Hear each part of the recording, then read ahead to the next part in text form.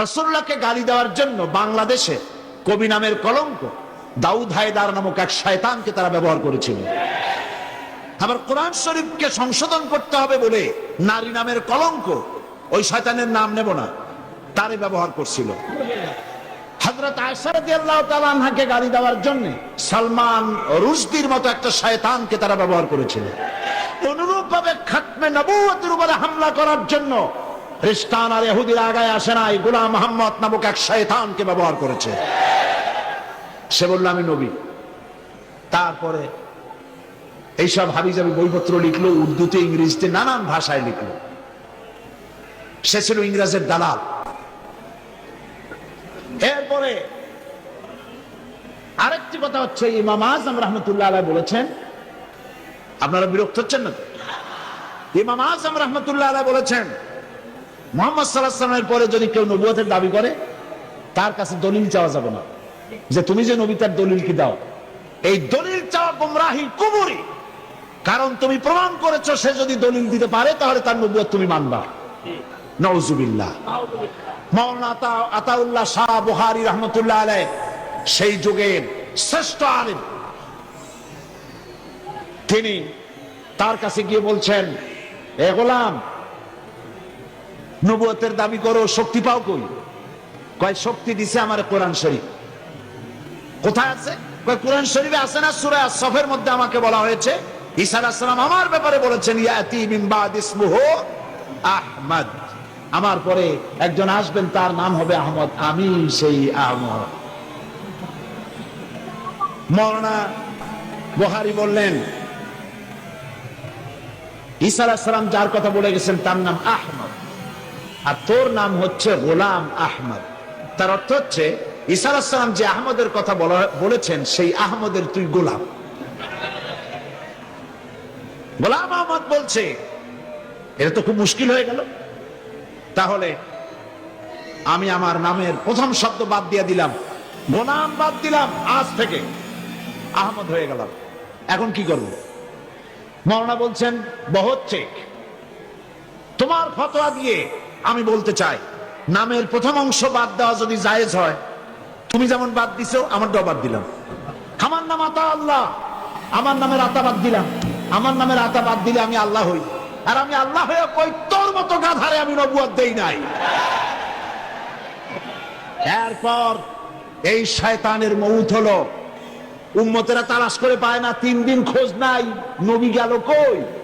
খুঁজতে খুঁজতে টয়লেটের মধ্যে দিয়া গন্ধের জ্বালায় অস্থির, যাইয়া দেখে টয়লেটে যা থাকে খাইয়া পেট ফুলাইয়া শয়তান বসে রইছে। নাউজুবিল্লাহ। এই গোলাম মুহাম্মদ কাদিয়ানী কাফের। আমি বুঝতে পারি না মানুষের কেন হুঁশ হয় না। দুনিয়ার কোন আলেম, কাদিয়ানী সম্প্রদায়ের মধ্যে কোন আলেম নাই, কোন আলেম নাই, একজন আলেমও নাই। এদেরকে খ্রিস্টানেরা বসে আর বসে আমার দেশের সরকার। তা না হলে পরে আমি সরকারকে বলতে চাই, তোমরা যদি মুহাম্মদ সাল্লাল্লাহু আলাইহি ওয়াসাল্লামকে শেষ নবী মানো, তাহলে গোলাম মুহাম্মদকে নন মুসলিম মাইনরিটি কাফের বলতে বাধা কোথায়? তার অর্থই হচ্ছে তোমরা সহনশীল, গোলাম মুহাম্মদ কাদিয়ানী আর কাদিয়ানীদের কাছ থেকে অর্থ পেয়ে, বৃত্ত পেয়ে তাদের প্রতি সহনশীল হয়েছ।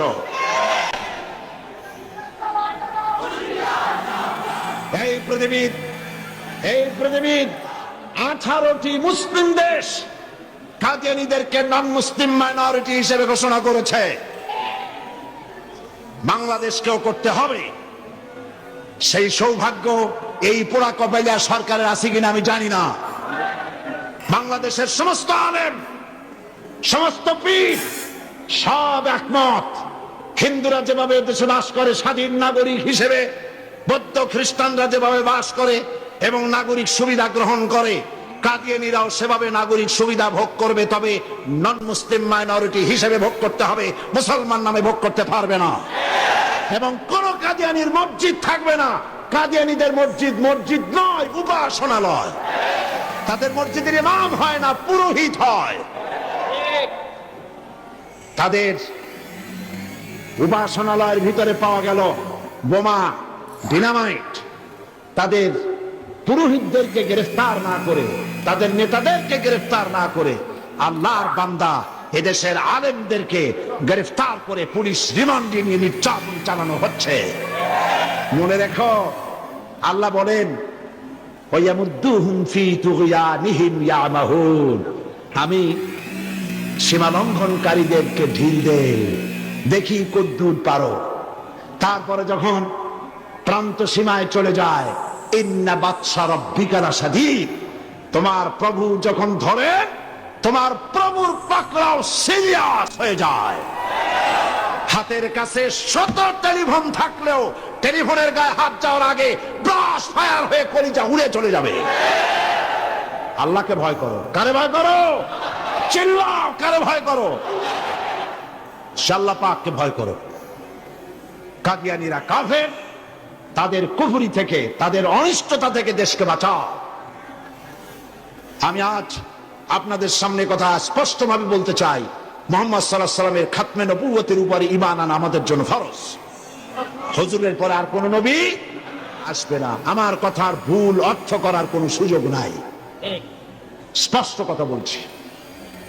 আমি আপনাদেরকে আরজ করব, আগামীকাল এই আয়াতের বাকি অংশ আপনাদের সামনে পেশ করব ইনশাআল্লাহ। মুনাজাতের জন্য সব মুসলমান যার যার জায়গায় 1 সেকেন্ডের ভিতরে বসে পড়ো। এত বড় মাহফিলের মুনাজাত কেউ নষ্ট করবেন না। সবাইকে বসতে বলেছি, দাঁড়ানো লোকেরা সবাই বসুন, আর জোরে সরে জিকির করেন সুবহানাল্লাহ, আলহামদুলিল্লাহ।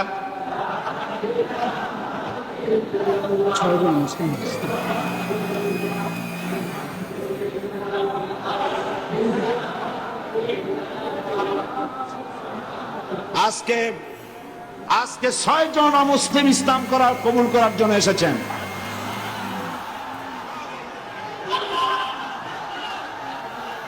আমি আর একটা কথা শোনাই, আর একটি কথা শুনুন, আর একটি কথা শোনেন। মুনাজাতের কথা শুনে প্রত্যেক দিন যারা হাঁটেন, আমি তাদেরকে অনুরোধ করবো, আল্লাহর রাস্তায় আগামীকাল মাহফিলের ভেতরে ঢুকবেন না। মেহরবানি করে মাহফিলের চতুর্দিকে থাকবেন, যাতে মুনাজাতের নাম শুনলেই আপনারা দৌড় মারতে পারেন। আল্লাহর রাস্তায় ভিতরে ঢুকবেন না। হাজার হাজার মানুষ পাড়ায় আপনারা যান, আপনাদের লজ্জা হওয়া উচিত।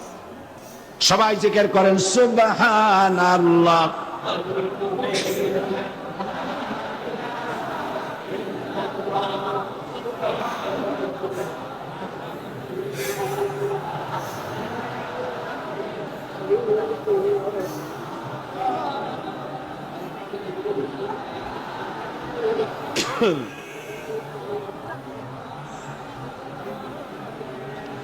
আজকে যারা ইসলাম কবুল করবেন তারা হচ্ছেন সুনীল কান্তি দাস, পিতা Arjit Kanti Das, B block road, Chandgaon, Panchlaish.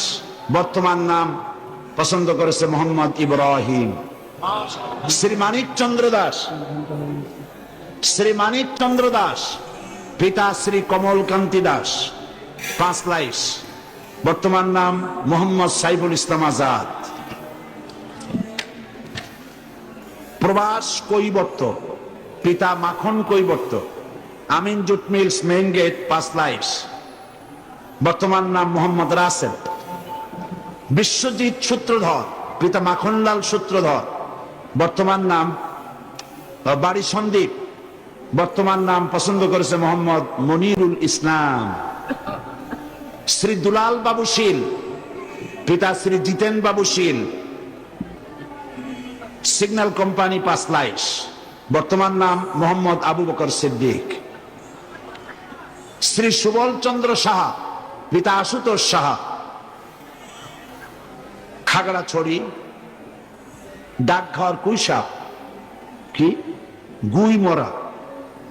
বর্তমান নাম পছন্দ করেছে মোহাম্মদ ওসমান গনি। আসুন,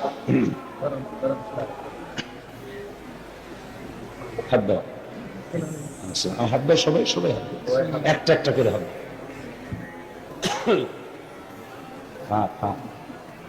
কাছে আসুন।